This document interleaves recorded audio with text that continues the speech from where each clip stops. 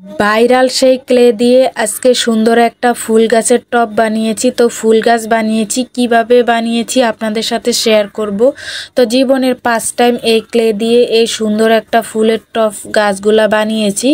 তো এখানে আমার প্রথমে লাগবে ক্লে। তো ক্লে কিনে নিয়ে এসেছি বাজার থেকে। তো 10 প্যাকেট 100 টাকা নিয়েছি, এক প্যাকেট 10 টাকা করে নিয়েছে।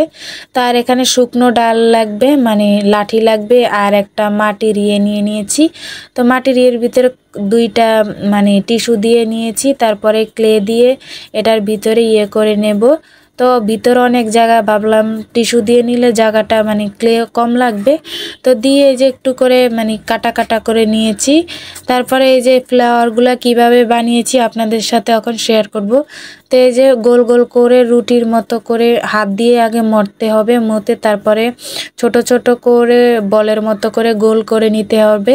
নিয়ে তারপরে হালকা করে লাগালেই এগুলো একটার সাথে একটা লেগে যায়।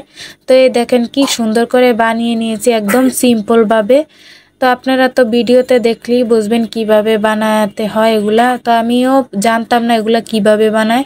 তো আমি নিজ ইচ্ছা থেকে কিভাবে বানায় দেখে এই দেখেন কি সুন্দর করে বানিয়ে নিয়েছি, একদম সহজ। মোট কথা এগুলা কোনো মানে আমি প্রথম মনে করেছিলাম অনেক কঠিন, তো আসলে এটি কঠিন না। তো এখন এই যে পাতা বানাই কিভাবে দেখেন, এই যে একটু গোল করে ইয়ে করে লম্বা করে নিয়ে মাঝখান দিয়ে ওই যে ক্লের সাথে ইয়ে দেয় এগুলা দিয়ে কেটে নিয়ে তারপরে সুন্দর করে পাতার শেপ দিয়ে নিয়েছি। আপনারা ভিডিওটা ভালো করে দেখলেই বুঝতে পারবেন আমি কিভাবে বানিয়েছি। মুখে তো বলে বোঝাতে পারবো না কিভাবে বানিয়েছি, এটা দেখে করতে হবে। তো এই যে লাঠির ভিতরে ক্লে দিয়ে নিয়েছি, তারপরে পাতাগুলা দিয়ে দিয়েছি, এমনিই লেগে যাবে, ক্লের সাথে ক্লে এমনিই লেগে যায়। তো এই দেখেন আস্তে আস্তে করে আমি সবগুলো একে একে লাগিয়ে নিচ্ছি।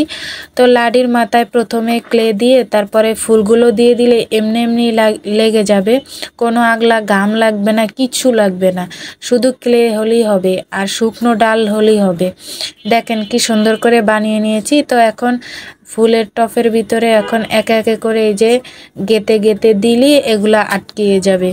তো এই তো দেখতে পাচ্ছেন আমি একদম সবগুলো অফ ক্যামেরায় বানিয়ে নিয়েছি।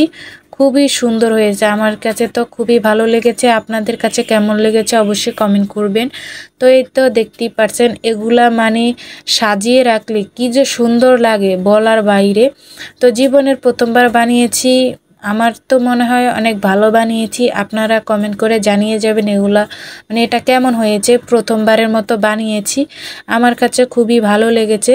তো এটাকে আমার চুলার পাশে রেখেছি, কারেন্টের চুলার পাশে।